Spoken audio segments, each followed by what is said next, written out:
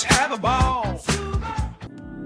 Assalamualaikum warahmatullahi wabarakatuh. Halo semuanya, perkenalkan nama saya Rizka Lesmana Putri dengan NIM 102240046. Program Studi Hukum Pidana Islam Fakultas Syariah UIN Sultan Taha Syaifuddin Jambi.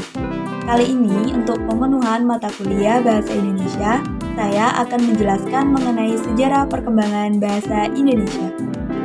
Tahukah kamu bahasa Indonesia yang kita gunakan sebagai bahasa resmi adalah turunan dari bahasa Melayu?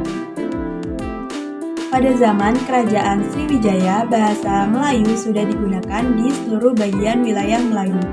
Pertumbuhan dan perkembangan bahasa Melayu dibuktikan dalam prasasti. Di antaranya, pada tahun 683 Masehi ditemukannya prasasti Kedukan Bukit. Lalu setahun berikutnya pada tahun 684 ditemukannya prasasti Talangkawu.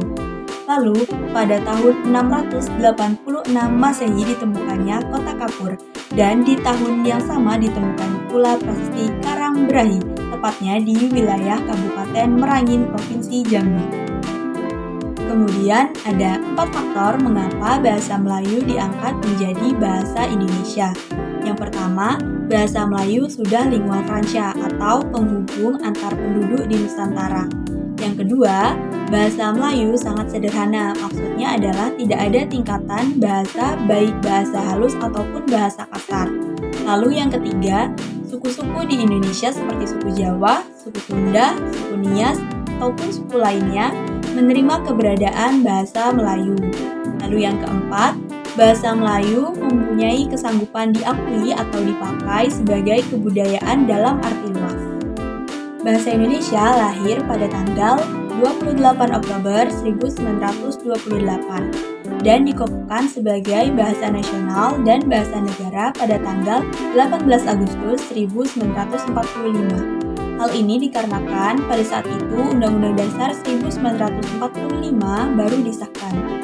Adapun dalam perkembangannya ada beberapa peristiwa sebelum mengukuhkan bahasa Indonesia, yakni yang pertama peristiwa Budi Utomo, yang kedua peristiwa Serikat Islam, yang ketiga peristiwa Balai Pustaka, yang keempat peristiwa Sumpah Pemuda. Nah, dalam Sumpah Pemuda inilah akhirnya bahasa Indonesia dihubungkan dan disahkan menjadi bahasa negara, yaitu sebagai bagian dari lambang negara Indonesia. Kemudian, bahasa Indonesia saat ini sudah banyak sekali mengalami perkembangan. Yang pertama yaitu memiliki banyak kosakata atau singkatan atau sering juga disebut dengan akronim. Lalu yang kedua, bahasa Indonesia sekarang memiliki banyak penggunaan istilah dan bahasa asing dalam skala besar. Baiklah teman-teman, itu tadi yang dapat saya sampaikan mengenai sejarah perkembangan bahasa Indonesia. Semoga teman-teman dapat memahaminya. Terima kasih. Wassalamualaikum warahmatullahi wabarakatuh.